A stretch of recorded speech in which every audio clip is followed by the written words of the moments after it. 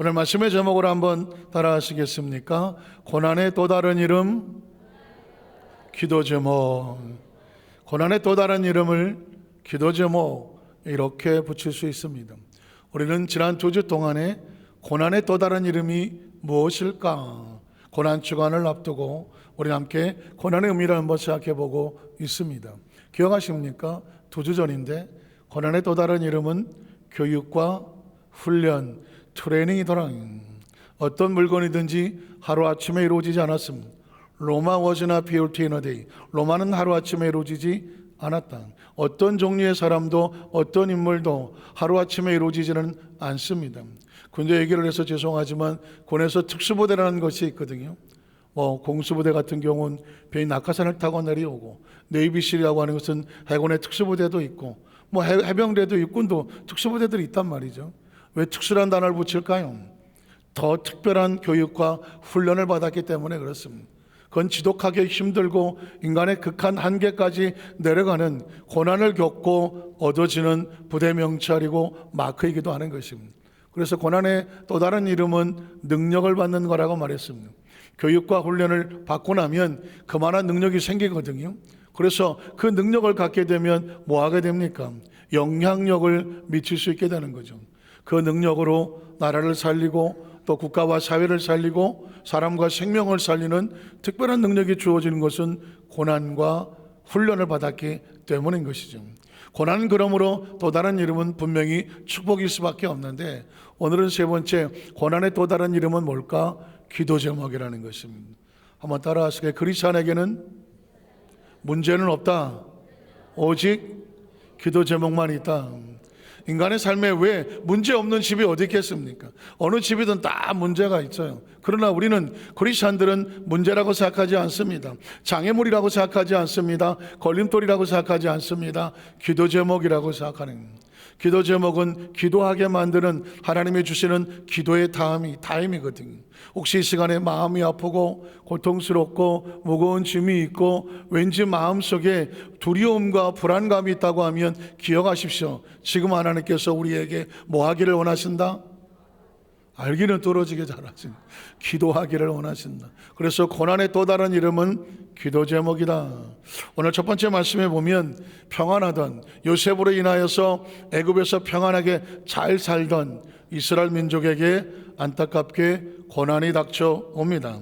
출애굽기 1장 1절로 7절에 보면 이스라엘 백성이 애굽에 가득해지는 모습이 나오고 있습니다. 자, 야곱과 함께 각각 자기 가족을 데리고 애굽에 이른 이스라엘의 12아들의 이름은 이러하니, 르벤과 시몬과 레위와 유다와 이사갈과 스불론과 베냐민과 단과 납달리와 갓과 아세리요.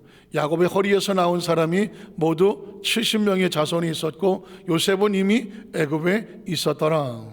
자, 요셉과 그의 모든 형제와 그 시대 사람은 이제 세월이 지나서 다 죽었습니다. 요셉이 죽었으니까 이스라엘 민족도 사라졌을까요? 성경은 그 다음 절에 보면 이스라엘 자손은 오히려 생육하고 불어나고 번성하고 매우 강하여져서 온 땅에 가득하게 되었다는, 이스라엘 민족의 애굽에 내려와서 잘 살게 된 것은 요셉 때문이었을까요? 하나님 때문이었을까요? 그렇게 톡톡 맞히시는데, 기억하십시오. 눈에 보이는 것은 요셉으로 인하여 이스라엘 민족이 잘 살게 된 것처럼 보이지만 요셉이 떠나도 이스라엘 민족은 여전히 생육하고 불어나고 번성하고 강하고 온 땅에 오히려 가득하게 되었더라.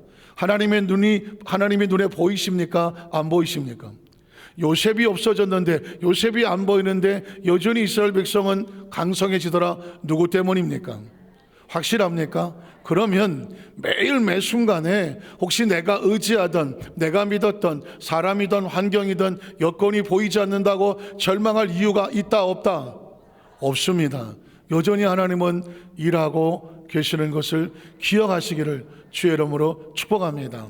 자, 그 다음 절에 보면 8절로 12절에 보니까, 자, 요셉을 모르는 애굽의 새 왕이 나타나서 이스라엘 백성을 괴롭히기 시작합니다. 혹시 이스라엘 백성을 괴롭히면 이스라엘 민족이 소멸할까요? 성경은 그렇게 말하지 않습니다. 그 다음 절을 보면 요셉을 알지 못하는 새 왕이 일어나서 애굽을 다스렸습니다. 자, 그 백성이 이르되 이 백성 이스라엘 자손이 우리보다 애굽 백성보다 많고 강하도다. 자, 우리가 그들에게 대하여 지혜롭게 하자. 두렵건대 그들이 점점 많아지게 되면 전쟁이 일어날 때에 이스라엘 민족이 오히려 우리 원수들과 합하여서 우리와 싸우고 이 땅에서 나갈까 하노라 하고, 그래서 감독들은 이스라엘 백성들을 더 꼼짝 못하게 더 짐을 많이 세우려고 그들의 위에 감독을 세우고 그들에게 무거운 짐을 지어서 괴롭힙니다. 왜 괴롭힐까요? 번성하지 말라고, 강해지지 말라고, 약하고 절망하고 좌절하고 무너지라고 짐을 무겁게 했습니다. 자, 그런데 그 다음 절에 보니까 그들에게 바알을 위하여 국고성 비돔과 라암셋을 건축하게 아니라, 그런데 12절에 보니까 그러나, 한번 따라 하실까요? 그러나. 크리스천은 항상 그러나가 있습니다. 세상이 아무리 우리를 짓누르고 낙심하게 하고 두렵게 하고 떨리게 한다고 할지라도, 우리가 믿었던 것이 혹시 눈에 보이지 않고 사라진다고 할지라도 그러나 여전히 하나님은 우리와 함께 하시고 역사하시고 운행하심으로 말미암아 학대를 받을수록 이스라엘 민족은 더욱더 번성하고 퍼져나가고 애굽 사람 이스라엘 자손을 말미암아 오히려 근심하며 낙심하고 아무리 눌러도 소멸되지 않고 절망하지 않고 낙심하지 않고 더 퍼져나가더라. 성경은 놀랍게도 계속되는 핍박 속에서도 이스라엘 민족은 계속 번성하더라 이렇게 말하고 있습니다.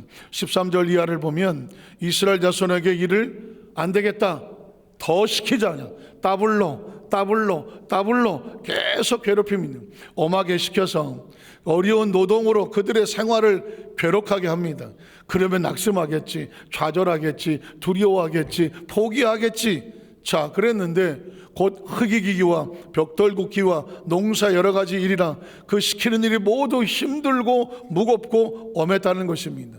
그런데 다음 성경을 보니까 애굽 왕이 히브리 산파와 십부라 하는 사람과 부하라는 산파들에게 말해서 이르되 너희는 히브리 여인을 위하여 해산을 도울 때에 그 자리를 살펴서 아들이면 어떻게 해라? 아들은 죽이고 딸이거든 살려라. 아들을 계속 죽인다는 얘기는 뭐예요? 계속 번성하지 못하도록 막아보겠다는 것입니다. 그런데 그 다음 절을 보면 뭐가 나와요? 기억하십시오. 한번 따라하세요. 내 인생은 그러나다. 내 인생은 그러나. 세상이 아무리 모두가 힘들다고 할때 그러나 나는 힘들지 않아. 나는 절망하지 않아. 나는 낙심하지 않아. 나는 포기하지 않아. 왜? 하나님께서 배후에 일하시는 것을 우리는 믿습니다. 오늘 성경은 우리에게 왜 이런 말씀을 기억할까요? 이스라엘 백성은 환경과 여건이 점점 어려워져요. 눌려져요. 그러나 그들은 눌리지 않는다. 절망하지 않는다. 낙심하지 않는다. 왜 그럴까요? 하나님이, 한번 따라 하실까요? 하나님이. 그러나 산파들이 하나님을 두려워하여 애굽의 왕을 명령을 어기고 남자 아기들을 계속 살렸다고 말하고 있습니다. 그리고 애굽 왕이 산파를 불러 그들에게 이르되 너희가 어찌하여 이같이 남자 아기들을 살렸느냐? 산파가 베로에게 대답하되 히브리 여인은 애굽 여인과 같이 아니하고 건장하여 산파가 그들에게 이르기 전에 해산을 미리 하였습니다 라고 말합니다. 하나님이 그 산파들에게 은혜를 베푸시니 그 백성은 점점 번성하고 매우 강해지더라. 요셉이 없는데, 의지할 사람이 없는데 그 백성이 번성하고 강해지는 이유는 누구 때문입니까? 하나님 때문이죠. 그래서 21절에 보면 그 산파들은 하나님을 경외하심으로 하나님의 그들의 집안을 흥왕하게 하셨더라. 제가 오늘 이 말씀을 보면 하나님은 지금 무슨 얘기를 하고 싶어 할까요? 이스라엘 민족은 계속 핍박을 당하는데 환경과 여건으로 보면 좋은 일이 일어나지 않는데 이스라엘 민족은 오히려 계속 흥왕하고 번성하고 왕성해지고 있단 말이죠. 왜 그럴까요? 그러나가 있기 때문입니다. 그러나의 배후에는 누가 있나요? 하나님이 계시는 거예요. 그러니까 지금 이 시대 속에서 하나님은 이렇게 말씀합니다. 사랑하는 성도 여러분, 여러분의 지금 삶의 현장 가운데 정말 난 아무 문제 없습니다. 아주 배부르고 등 따시고 나는 먹고 살기 좋아요. 그런 분이 혹시 있을 수도 있어. 그러나 세상은 절망과 좌절과 낙심으로 계속 우리를 사방에서 공격하지 않습니까? 낙심하게 하고 좌절하게 하고 불안하게 하고 초조하게 하고, 아마 지금 이 순간에도 이 자리에 올 때 여러 가지 많은 문제를 가지고 이 자리에 나와 있을지 몰라요. 그러나 기억하십시오. 하나님은 자기 백성들, 적어도 이 자리에 나와서 예배드리는 성도들의 마음을 바꾸시기를 원해요. 생각을 바꾸시기를 원해요. 삶을 바꾸시기를 원해요. 새로운 생각, 새로운 비전, 새로운 꿈으로 우리의 삶을 바꾸시기를 원해요. 저는 이 모습을 가만히 생각하니까 예전에 연탄가스라는 것이 있었습니다. 혹시 연탄가스 먹어보셨습니까? 아이고, 여러 사람 계시네. 동지들이네. 적어도 20대 초반에 저도 연탄가스를 먹어본 적이 있어요. 연탄가스를 만약 어떤 사람이 그 방 안에 연탄가스가 꽉 찼어. 이 사람이 마저 가스를 먹고 실선을 가고 죽어가려고 해. 제일 먼저 뭐부터 합니까? 창문을 엽니다. 제일 먼저 무조건 일단 밖으로 끄집어내면 제일 좋겠지만, 끄집어내기 전에 가장 먼저 해야 될 게 뭐예요? 창문을 열어야 돼요. 창문을 열면 어떤 일이 벌어집니까? 그 안에 있던 가스들이 바깥으로 빠져나가게 됩니다. 왜 빠져나갈까요? 새로운 공기가 들어오니까. 밖에서, 외부에서 새로운 공기가 들어오게 되면 안에 있는 가스를 다 쫓아버려지게 되면 비로소 산소가 들어오고, 이 사람이 가스를 먹었지만 어떻게 됩니까? 살아나게 되는 거 아니겠어요? 우리의 삶은 매일 매 순간 눈으로 보고 듣고 생각하고 외부에서 들어오는 모든 것이 마치 연탄가스와 같아요. 세상은 가스로 가득 찬 그런 존재와 같아요. 끊임없이 절망하고 좌절하고 낙심하고 불안하고 초조하고, 마음속에 절망과 좌절이 한도 끝도 없이 마음속에 치고 들어와요. 만약에 이런 가스들이 들어오면 우리 영혼이 살겠습니까? 죽겠습니까? 우리의 마음이 살겠습니까? 죽겠습니까? 우리의 심령이 살겠습니까? 죽겠습니까? 사람은요, 평안을 잃어버리면 죽어요. 마음의 희망을 잃어버리면 죽어요. 마음에 낙심하면 무너진다고요. 그러면 이걸 어떻게 바꾸냐고요? 누가 바꿔주느냐고요? 여러분이 하니까 제가 처음에 하나님의 시간에 들어오신 것을 축복한다고 말했어요. 하나님의 공간 안에 들어오신 것을 축하한다고 말했습니다. 말씀을 들을 때 우리 마음속에 하나님의 마음이 들어올 때, 하나님의 희망이 들어오고 비전이 들어오고 꿈이 들어올 때 우리 속에서 절망이 빠져나가는, 낙심이 빠져나가고 불안이 빠져나가고 마음속에 두려움이 빠져나가는 거죠. 지금 여러분이 이 자리에 들어오기 전에 어떤 사람에게 무슨 소리를 들었든지, 환경과 여건이 지금 어떤 상황이든지, 무엇을 절망하고 좌절하고 내가 오늘 예배만 드리고 나가서 나는 다시는 못 살겠다고는 어떤 절망 속에 눌려있든지 간에 오늘 예배가 여러분을 살려낼 것입니다. 말씀이 여러분을 살려내는 것입니다. 말씀을 듣는 가운데 희망이 생기고, 말씀이 듣는 것에 비전이 생기고, 말씀이 듣는 동안에 내 안에 생명이 넘쳐나게 되고, 가스가 빠져나가고 산소가 들어오면 숨을 쉬게 되는 거거든요. 하나님의 말씀을 듣는 이유는 딴 게 아닙니다. 우리 영혼이 숨을 쉬게 만드는 것입니다. 사방을 돌아봐도 믿을 게 없고 의지할 게 없고 아무리 머리로 계산해서 희망이 없는데 어떻게 살아가지? 오늘 이스라엘 백성도 똑같은 상황이었는데 그들은 어떻게 살았지? 하나님이 계심으로, 하나님 그들을 지키고 보호해 주심으로 말미암아 그들이 번성하고 장대할 수 있도록 하게 하신 것은 이스라엘 민족의 그들의 힘이 아니었습니다. 요셉같이 돕는 사람이 아니었습니다. 하나님이 지키시고 보호하신 것은. 예수님을 구주로 믿으시면 아멘 하시기 바랍니다. 예수를 믿는다는 것은 그냥 신앙생활 하는 게 아니에요. 종교생활 하는 게 아니에요. 내 의식과 사고 속에 하나님의 말씀으로 내 안을 날마다 새롭게 하는 것입니다. 날마다 새롭게 생명이 넘쳐나게 하는 것입니다. 한번 따라하시게. 나는 예수님 안에서 새로운 존재입니다. 예수님 안에서 구원받은 존재입니다. 예수님 안에서 날마다 기적이 일어납니다. 날마다 치료가 일어납니다. 날마다 축복이 일어납니다. 날마다 성령 충만합니다. 하나님이 함께 하십니다. 하나님이 도와주십니다. 믿으십니까? 예수를 믿으면 내 의식이 바뀌는 거예요. 생각이 바뀌는 거예요. 아이고 죽겠어라고 들어왔는데 살아서 나가는 거예요. 내 입에서 절망이 빠져나가는 거예요. 낙심이 빠져나가는 거예요. 잘못한 가스가 들어오면 마치 창문 열어야 돼요. 그 창문을 여는 것을 뭐라고 말하느냐? 기도한다고 말하는 것입니다. 입을 다물고 있으면 죽을 것 같고 낙심될 것 같지만 주여 입을 열어서 하나님의 이름을 부르고 기도하기 시작하면 하나님의 생기가 들어오는 것이요, 하나님의 생명이 들어오는 것입니다. 하나님의 치료가 들어와서 내 마음을 평안하게 하는 것입니다. 이 세상에서 우리가 어디다 정을 붙이고 삽니까? 어디에 마음을 붙이고 살아갑니까? 뭘 믿고 살아가겠습니까? 뭘 믿은들 정말 내 마음을 평안하게 할 수 있겠습니까?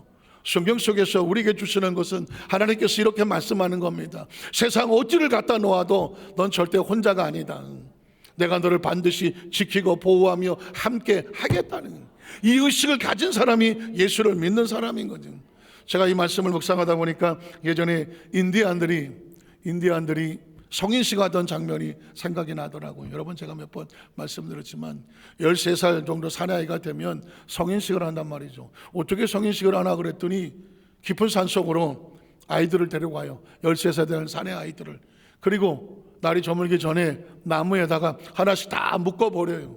얼마나 두렵겠어요. 13살짜리 아직도 솜털이 뽀송뽀송할 텐데. 그런데 네가 어른이 되려면, 성인이 되려면 이 과정을 겪어야 돼. 그 나무에 묶어놓아요. 나무를 묶어놓을 때 얼마나 그들은 부모가 원망스럽겠습니까? 그리고 이렇게 말합니다. 내일 아침에 올 때까지 너 여기 있어야 돼. 얼마나 두려워요. 부모들이 다 산 밑으로 내려가. 그리고 그 나무에 묶여서 이렇게 있으면 자기들끼리 쳐다보면서 이제는 우리는 죽었구나. 사방에서 무슨 소리가 들려옵니까? 무슨 소리예요? 제가 좀 힘이 없어 지금 이거는. 이런 어떤, 어쨌든 뭐 늑대 소리가 사방에 들려와. 캄캄한 밤중에 숲속에서 묶여 있는데 그런 늑대 소리가 들려오면 얼마나 공포스럽겠습니까? 그 밤에 정말 오늘은 죽었구나. 누가 살려주겠어요? 그런 마음으로 그 밤을 지나요. 그런데 아직 안 죽어요. 그 늑대 소리가 옆에 오는데도 달려들지는 않아요. 이제 죽었다 싶으면 아직 안 죽어 있고, 이제 죽었다 싶었는데 아직 안 죽었어요. 그러다가 날이 새요. 새벽에 동이 터오고 여기저기서 그 부모들이 올라오기를 시작합니다. 그리고 아이들의 이름을 부릅니다. 엄마, 아빠 하면 부르겠죠. 그리고 아이들을 풀어주고 이제 내려가자 그럼. 그들은 원망스러웠을지 몰라요. 밤새 그렇게 묶어놓은, 공포 속에 둔 그 부모들이, 어른들이 원망스러웠을지 몰라요. 그러나 산에 내려가다가 신기한 장면을 봅니다. 분명히 어젯밤에 귀청까지 들렸던 늑대 울음소리가 있었는데 사방의 늑대들이 화살에 맞아서 나가 떨어져 있는 것을 발견하게 됩니다. 그리고 묻습니다. 이게 어떻게 된 거냐고. 그때 어른들은 말합니다. 많이 놀랬겠지, 무서웠지. 우리는 산에서 내려간 게 아니라 너희들을 중심으로 삥 돌라서 너희를 지키고 있었어. 화살을 들고 늑대가 다가올 때마다 늑대들이 절대로 우리 아이들에게 다가오지 못하도록 그 늑대들과 싸우느라고 밤새 지켜낸 거죠. 그리고 그들을 다 막아주고 난 다음에 그 아침에 그 아이들을 데리고 밑으로 내려갑니다. 그러면서 이렇게 생각하는 겁니다. 한 가지 기억해라. 우리 부족들은 절대로 너를 홀로 두지 않는다. 절대로 홀로 두지 않는다. 어떤 위기에 처하더라도 절망하지 마라, 낙심하지 마라. 우리가 단번씩 같이 들어가서 너를 지켜줄 것이다. 이걸 머릿속에 새기는 게 성인이 되는 거예요. 그래서 담대하게 믿고 부족을 위해서 그들이 나가서 열심히 싸우더라도 혼자라고 생각하지 않는 것, 이게 어른이 되는 첫 번째 인식이라고 그러는. 여러분 보십시오. 오늘 성경에도 하나님은 이스라엘 백성들에게 성인식을 하고 있는지 모르겠습니다. 이제 나가서 애굽에서 나와서 그 광야를 통과하고 가나안 땅을 가야 되는데 우리의 가지고 있는 의식은 뭘까? 언제 어디를 갖다 놓아도 너는 절대 혼자가 아니다. 넌 버려지지 않았다. 내팽겨치지 않았다.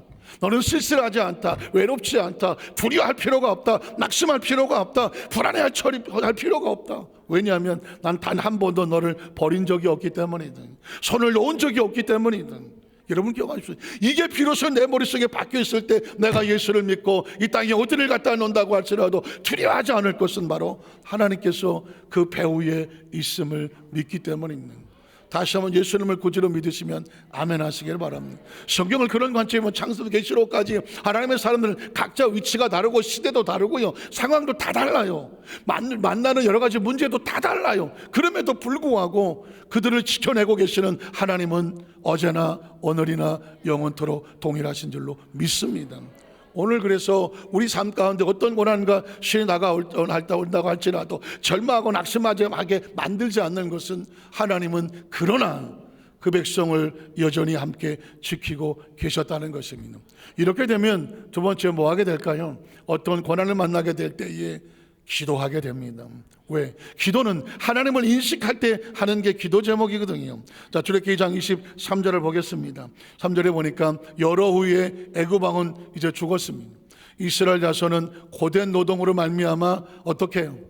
탄식하고 부르짖습니다. 혹시 인생이 힘이 드십니까? 눈물 나십니까? 제가 그전에 어느 아파트에 이제 살 때였었는데 초등학교 1학년쯤 됐을 것 같아요. 나 걔 잊어보지도 않나. 아유, 이 아이가 엘리베이터를 치면서 빨리 내려와, 빨리 내려와, 빨리 내려와 그러더라고요. 왜 그러나 그랬더니 신발주머니랑 갖고 왔어.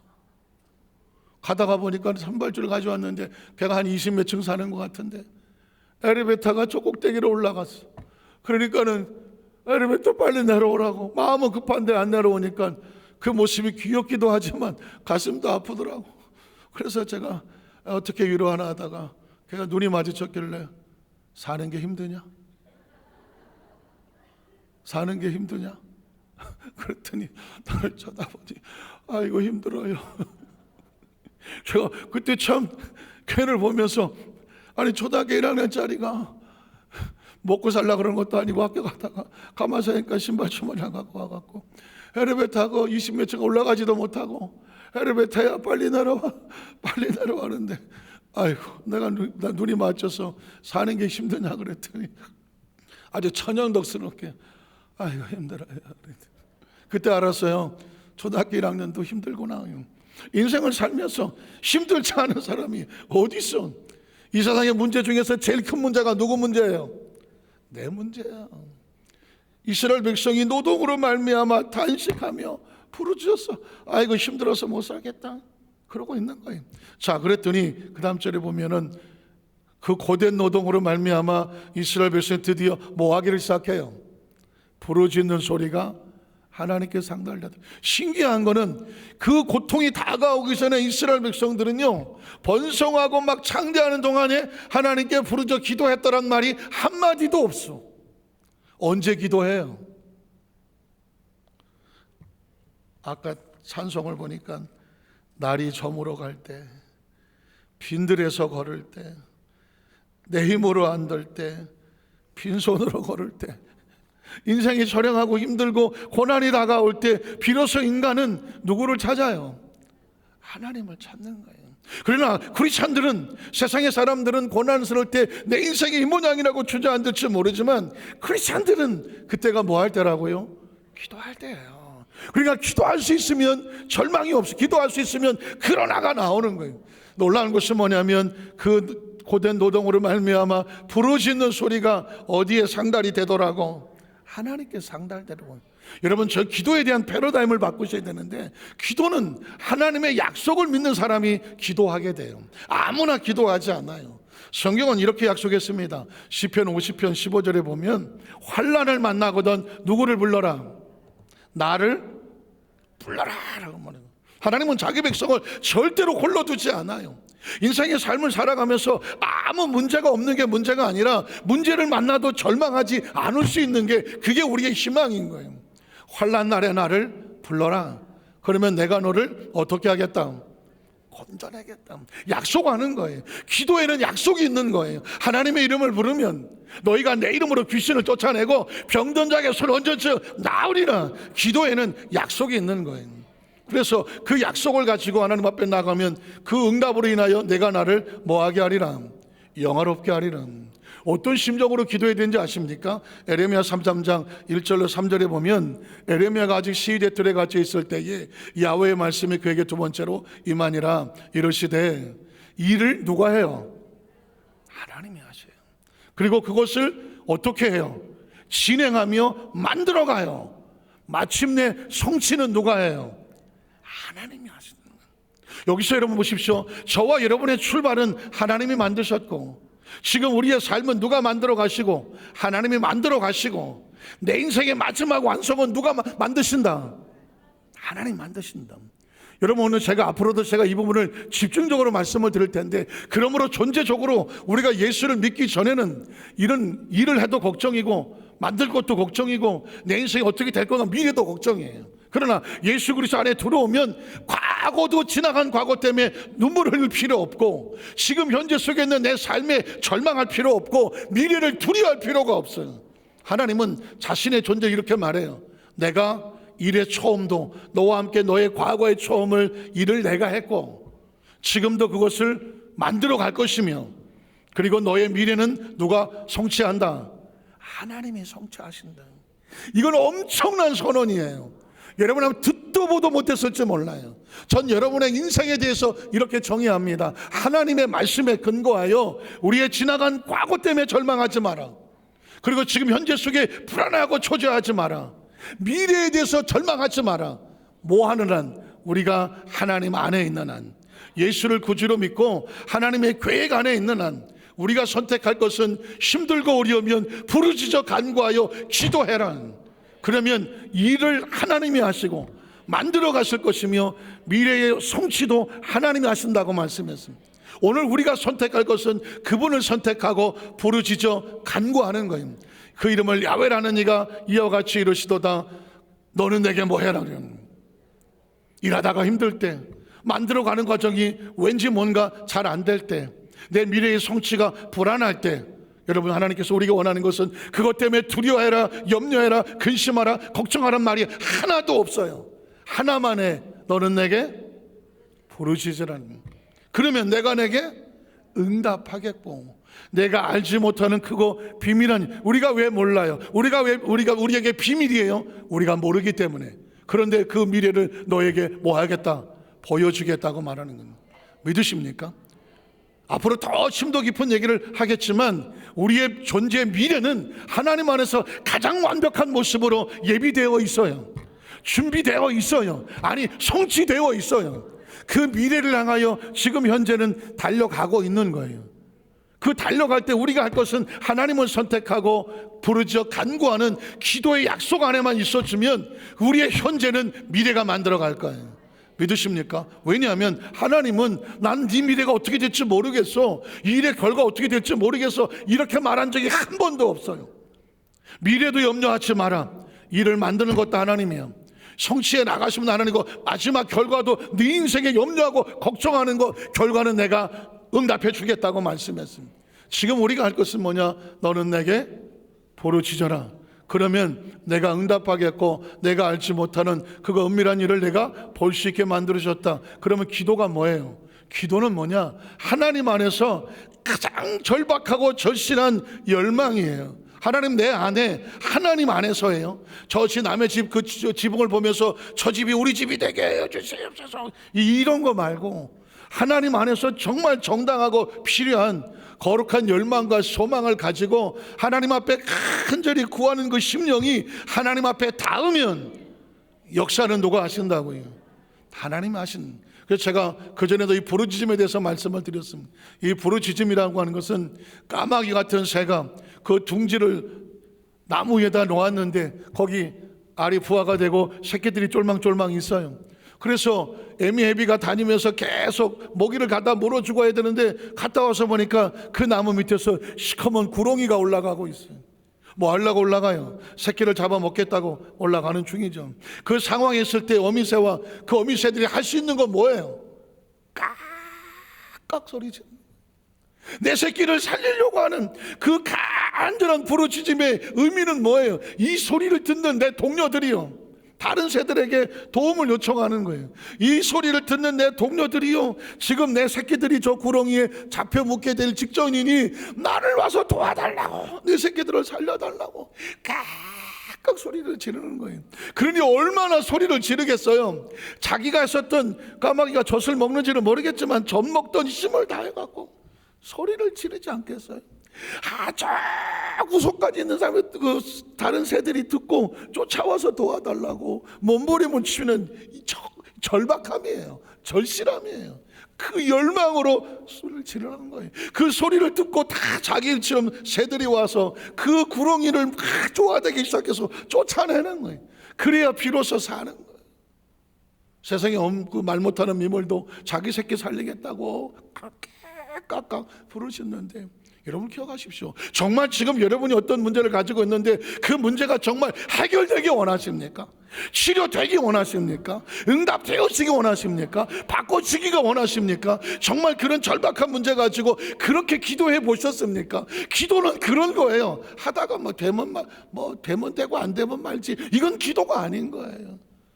돼도 좋고 안 돼도 좋고, 이건 기도가 아닌 거예요. 기도하라니까 기도를 한번 해보지, 이 기도가 아닌 거예요. 이건 죽느냐 사느냐는 절박함이 담겨져 있는 거예요. 왜냐하면 저 문제는 정말 필요한 문제구나, 하나님의 심정에 닿아요.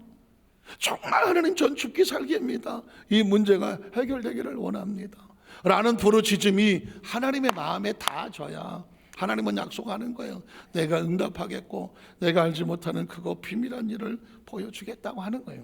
그랬더니 24절에 성경은 이렇게 말합니다. 하나님이 그들의 고통 소리를 뭐 하셨다고요?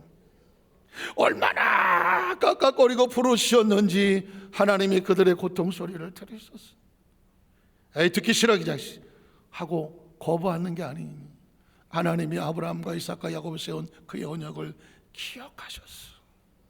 왜 기억을 하셨을까요? 이 백성은 내 백성이고 너희가 나의 규례율례 법들을 지켜야 하면 내가 반드시 너를 지키고 보호하겠다고 약속해 놓으셨거든요. 우리는 막연하게 그냥 여기저기 있는 동료들에게 하는 부르짖음이 아니에요. 하나님의 약속을 믿고 부르짖는 거예요. 하나님 약속하셨잖아요. 자기 백성 홀로 두지 않겠다고, 지키시겠다고, 응답하시겠다고 약속하셨잖아요 라고 부르짖는 거예요. 그래서 그 다음 절에 보면 그 소리를 듣고 어떻게 하셔? 25절에 보면, 25절 넘어갈까요? 쉬는 시간도 필요해요. 저도 지금 까마귀 소리 내느라고 얼마나 부르셨어요. 제가 25절,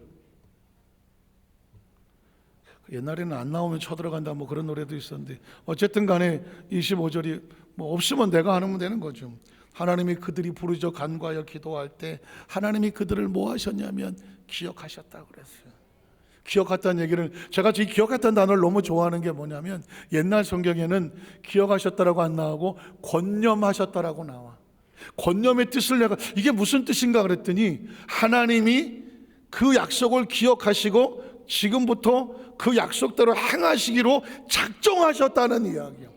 다시 말해서 작전 계획이 다 짜 있는데 작전 계획을 출발하도록 스위치가 들어와서, 그래서 돌격 앞으로 달려가기로 하나님께서 움직이셨다. 이게 뭐냐면 기억하셨다는 거예요. 우리의 기도는 그래서 하나님의 보좌를 움직인다라고 하는 얘기는, 그 움직이는 단어가 뭘까? 하나님의 마음을 닿으면 하나님의 약속대로 일하시는, 이스라엘 자손을 돌보셨고 하나님이 그들을 기억하셨다, 권념하셨다는 건, 제가 여러분에게 지난주에 있었던 우리 상록교구의 한 집사님의 간증문을 하나 보여드리려고 하는데요. 참 너무 신기한 것은, 제가 오늘 이 설교 제목, 설교는 한 2주 전에 계속 고난의 또 다른 이름 시리즈로 말씀을 준비해서 메모를 해놓고 완성을 해놓고 있는 건데요. 그 지난 주간에 우리 상록교구 집사님 한 분이 간증을 하나 하셨어요. 그런데 그 간증문이 오늘 말씀의 제목과 너무 내용이 정말 같은 공감이 있고, 그리고 그 부르짖음이라는 것이 어떤 것인지를 그 집사님이 실제로 하셨더라고. 그러니까 하나님께서 놀라운 기적을 베풀어 주셨더라고요. 자, 오늘 간증문을 한번 보겠습니다. 치료하시는 상록교구 9절 박성경 집사님이신데, 2월 중순에 시골에 사는 동서로부터 전화가 왔습니다. 갑자기 시아버지께서 구토를 하시고 설사를 하루 종일 하신다고 걱정스러운 목소리로 말하였습니다. 일단 저런 소리가 들어오면 마음에 철렁하시겠죠. 두려움은 두려움을 끌어당깁니다. 염려와 근심과 걱정은 자기들끼리 몰려다니게 되어 있습니다.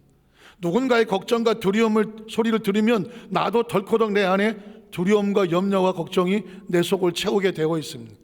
그 다음에 내 안에 모든 것들이, 염려와 근심들이 계속 나를 향해 달라붙게 되어 있습니다. 자, 염려와 근심의 걱정이 들려왔습니다. 그래서 그 다음에 보면은, 저는 장염일 것 같으니 설마 큰 병이겠어? 병원에 모시고 가보라고 했고, 다음날 동네 병원 의사 선생님은 진찰을 하시더니 큰 병원으로 가서 정밀 검사를 해보라고 하셨습니다. 여러분 병원에 다녀보셨겠지만 작은 병원에서 큰 병원으로 가라고 하면 마음이 어때요? 덜컹하죠. 이게 웬만한 심각한 문제가 아니구나. 작은 병, 이거 안 될 것 같아요. 이런 얘기거든요, 이거는. 그러니까 또 걱정할 문제가 덜커덕 두게 되는 거죠. 그래서 또 그 다음에 보면, 그래서 광주의 큰 병원에 예약을 했고, 날짜가 되어서 MRI 아시죠? 온몸을 구석을 단층으로 촬영을 해서 찾아내는 거고요. 피검사를 하면 요즘은 웬만한 것들이 다 나와요. 암도 나와요. 그리고 위내시경, 췌장 쪽에 초음파 검사는, 저도 최근에 건강검진 안 하고 초음파를 2번을 해봤어요. 그런데 신기한 것은 심장을 갖다가 초음파를 갖다 대니까 뭐 구석구석이 다 나오더만. 심장이, 다행히 심장을 하더니 심장이 튼튼합니다. 보기 전까지 저도 마음이 조마조마하지 않겠어요? 내 심장을 내가 처음 보는데 초음파로. 그만큼 초음파가요 굉장히 기술이 좋아요. 자, 그런데 종양이 보이는 췌장 쪽에서 초음파를 했더니 종양이 보이더라는 것입니다. 이건 그냥 대충 보이는 게 아니에요. 요즘 초음파는 갖다 대면 저는 제 심장이 뭐 4개 방에서 뭐 아주 자세한 것까지 다 보이더라고요. 제가 얼마 전에 봤기 때문에 하는 얘기죠. 췌장 쪽에서 악성이 확실한 종양이 보였다? 이거는 확실한 거예요. 초음파를 갖다 댔다고 하면. 그런데 그러면서 더 자세하게 다른 검사를 진행하자고 하여 검사를 하고 3월 15일 금요일에 검사 결과가 나오니까 결과를 보러 오라고, 결과를 보고 다음에 이걸 어떻게 치료할 건데서 생각해 보자고 하셨다고 합니다. 자, 그랬더니 그 말을 듣고 이분은 이렇게 표현했어요. 가슴이 철렁해요. 왜냐하면 이 췌장은 소리 없는 암이라고 그래서 췌장이 발견되면 이미 말기예요. 그래서 가장 치료가 안 되는 게 췌장암이라고 말하잖아요. 소리 없이 왔다가. 그런데 그런 말을 들으니까 얼마나 가슴이 철망하겠어요. 그리고 두려움이 몰려왔다는. 여러분 보십시오. 이 세상에 우리 속 안에 있는 곳에 이런 것들이 들어오면 가슴은 불안하고 초조하고 철렁하고 두려움이 몰려오게 돼 있어요. 마치 연탄가스와 같이 이런 것들이 가슴에 철렁해. 대부분 여기서 무너져 버려요. 두려움은. 그런데 우리는 크리스찬이에요. 그 순간에 집사님께서 그 자리에 하나님께 뭐 하기 시작합니까? 기도를 했다고 말합니다. 기도는 창문을 여는 거라고 말했어요. 창문을 열면서 염려와 불안과 초조와 죽음의 가스를 몰아내고 생명의 가스를 공급하는 게 기도란 말이에요. 창문을 여시고 이 기도를 시작한 거예요. 너무 잘하신 거죠. 하나님 아버지, 우리 친정아버지 소천하신 지 3개월밖에 안, 얼마 전에 죽음의 이 아픔과 상처와 이별을 겪었어. 그런데 얼마 안 됐는데 또 시아버지까지 돌아가시면 전 너무 힘들다는 표현을 썼어요. 힘든 게 당연한 거죠. 자, 그런데 이 힘든 상황 가운데서 뭘 어떻게 선택할 거냐? 그건 이제 우리 선택에 담긴 거예요. 그 다음에 보니까 그러면서 눈물 나는 단어가 죽을 각오라는 단어가 있었습니다. 이 부르짖음이라는 것은 이런 거예요. 죽을 각오를 하고 기도해야 되겠다고 생각했습니다. 마침 저희 교회가 기도원 300용사 한 달에 한 번씩 성령 대망의 기관이 되어서 기도회를 하거든요. 왜 기도회를 할까요? 의식이 아니에요. 창문을 여는 거예요. 하늘의 창문을 열고 어떤 문제가 있던 사람이든지 성령 대망에 와서 그 성령 대망의 성령 충만한 은혜를 기도하면서 내 속에 있는 절망을 쫓아내고 좌절과 질병과 이 두려움을 쫓아내고 하나님의 생기로 채워지는 것, 이게 성령 대망이거든요. 오늘 집사님께서 이 성령대마기를 참 다행이라고 생각했고, 성령대마하는 동안에 저는 눈물과 콧물을 흘리면서 목이 터져라. 어떻게 기도했습니까? 이거예요. 이거 기도는 이게 기도인 거예요. 하나님과 절대로 하나님이 응답해 주셔야 돼요. 몸부림 묻히는, 여기에 무슨 체면이 있어요? 여기에 무슨 자존심이 있느냐고요? 여기에 무슨 계산이 있느냐고요? 될까 안 될까 내가 걱정할 이유가 뭐가 있어요? 어차피 하나님께 맡겨놓고 기도하는 건데, 일을 행하시는 건 하나님인데, 만드시는 분은 하나님인데, 성취하시는 분도 하나님이신데, 그러니까 그게 믿어지니까 기도하는 거잖아요. 그리고 나서 그 다음에 보면 성령대매 끝나고 집으로 돌아오는 길에 마음이 어떻게 돼요? 평안해요. 왜 평안해요? 아까 같이 철렁하고 두렵고 죽을 것 같았는데 왜 마음이 평안해져요? 가스가 다 빠져나갔잖아요. 죽음의 가스가 다 빠져나갔잖아요. 생명의 가스가 안에 들어왔잖아요. 기도가 그런 거예요. 여러분, 기도의 패러다임이 내 마음이 나를 짓눌렀던 것을 다 쏟아버리고 내 안에 하나님의 평안과 소망을 얻게 하는 게 뭐다? 그래서 기도하는 거예요. 그게 기도한 거예요. 그리고 놀라운 것은 저는 감사합니다. 저의 기도에 응답해 주셨습니다. 주님께 영광을 돌립니다. 기도는 이미 이루어진 것을 입술로 믿어지기 때문에 선포하는 거예요. 이 집사님은 감사를 고백했고요, 응답을 고백했습니다. 그리고 치료받은 것에 대한 영광을 돌렸습니다. 자, 그러면 역사는 누가 할까요? 그 다음에 보니까 3월 15일 금요일이 됐는데 아가씨한테 전화가 왔습니다. 할렐루야부터 시작을 하죠. 기적이 일어났습니다. 췌장 쪽 악성혹은, 그 초음파에 보였던 악성혹은 보이지도 않고 조그만 물혹이 하나 보이는데, 물혹은 뭐 웬만한 사람 다 가지고 있는 거예요. 그건 신경 쓰지 않아도 된다고 의사 선생님이 말하였다고 합니다. 살았다는 이야기입니다. 기적이 일어났다는 이야기입니다. 우리 하나님께 영광의 박수 한번 드리겠습니다. 그래서 그 다음에 마지막은 이렇게 고백해요. 매일 기적을 베푸시다는, 기억하십시오. 매일 기적을 베푸시고 일하시는 하나님. 그래서 찬양했잖아요. 주가 일하시네, 주가 일하시네 찬양했잖아요. 사랑의 하나님을 확신하며 주님께 이 모든 영광을 올려드립니다. 할렐루야 아멘 했습니다. 다시 한번 하나님께 영광의 박수 한번 드리겠습니다. 사실 지금은 이렇게 글로 쓰셨지만 그 주간은 아마 죽을 둥 살 둥 기도하셨을 겁니다. 말씀을 정리하기를 원합니다. 때로 죽을 것 같은 기도 제목이 날라와요. 문제가 다가와요. 두려워요. 가슴 철렁해요. 그러나 기억하십시오. 크리스찬에게 기도 제목은, 이 고난은 기도 제목일 뿐이에요. 그 기도를 통하여 하나님과 몸부림치는 부르짖음의 간구가 하나님을 일하게 하시고 일을 만들게 하시며 성취하게 하셨고, 그 모든 걸 통하여 크고 비밀한 일을 하나님께서 보여주신 줄로 믿습니다. 이제 이 시간 우리 여도서 한적교회 모든 성도들은 새로운 신앙의 고백을 하는 거예요. 어떤 고난이 다가와도 두려워하지 않겠다, 절망하지 않겠다, 낙심하지 않겠다. 하나님의 일하심을 믿습니다. 만들어 가심을 믿습니다. 성취하심을 믿습니다. 그리고 크고 비밀한 일을 부르짖는 자에게 보여주심을 믿습니다. 우리 성도들이 그 축복의 주인공이 되시기를 주님의 이름으로 축원합니다. 기도하겠습니다. 전능하신 하나님 아버지,